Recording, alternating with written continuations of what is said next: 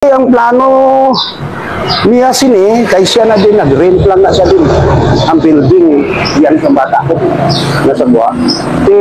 Ang plano, kay kung pirmi amo na katabo dire, kawat, pagwaon lang, o ano, kinanglan natagan leksyon.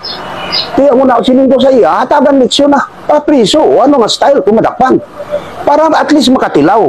Kay maanad na ya, kawat, buwa lang man ko dayon, wala na.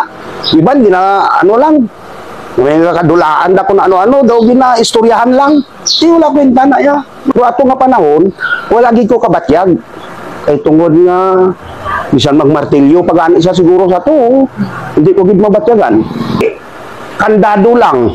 Bilang ang kandado, amo niyo, ang kandado, duha ka kandado mo, ang isa ka kandado gapilit dire. Pagkatapos may ginsugpon nga isa ka kandado para sa iyab lang nga hulugan kwarta na dira gin kuan ang isa ka kandado.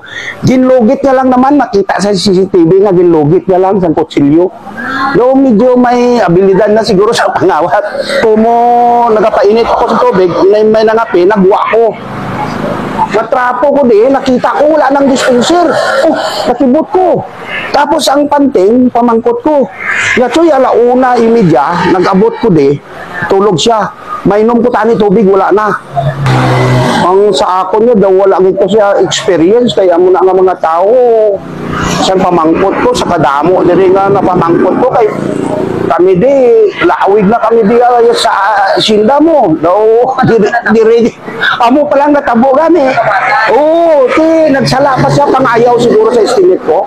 Kay kung taga diri lang ya, hindi niya na mahimo kay malibot ni sang CCTV mo. Siya wala gid blanco siguro. Pangamuyo ko lang nga madakpan man kay para at least mahatagan leksyon kay diri daw wala daw kay useless ang sitwasyon nila. Daw ginapabayan lang.